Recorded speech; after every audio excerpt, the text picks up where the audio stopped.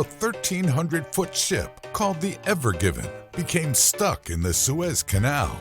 Here we've compiled some of the most compelling and not so compelling suggestions for dislodging the Ever Given.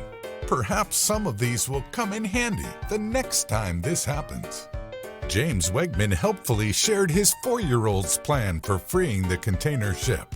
They need a lot of bears with rope, he said, adding that it might also be helpful to try to train a whale to get that boat.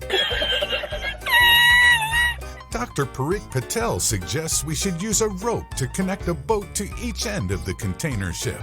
Then we should drive the little boats in opposite directions to pull the ends of the Ever Given free.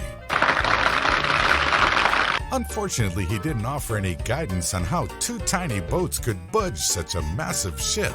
But maybe the bears and whales could help? I would simply try turning the steering wheel to move the boat, but that's just me, Maya Kossoff helpfully tweeted. Other Twitter users suggested making a wave machine, or waiting for an enormous tsunami to come along and push the ship free. That would also destroy the cities on the bank of the canal, but it would solve the ship problem.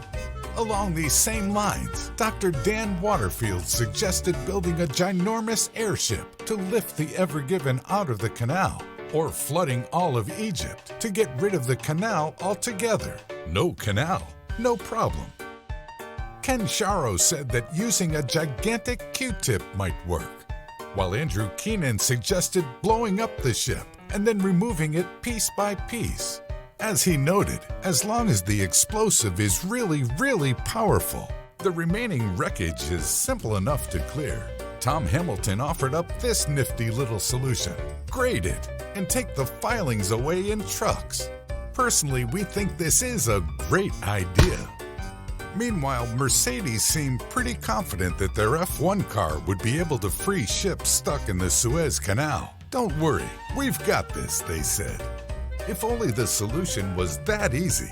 Of course, the real solutions tend to be pretty mundane compared to some of these ideas. Teams managed to dislodge the massive Ever Given by removing the sand and mud underneath it. Tugboats worked at high tide to push and pull the ship free. Preparations were made for specialist cranes to remove some of the containers piled 200 feet high on the ship's deck. Next time, the solution will likely be the same. However, traffic jams on the Suez cost nearly $10 billion in trade each day. So if you have a better idea for what to do the next time a giant ship becomes lodged in a canal, be sure to send it along.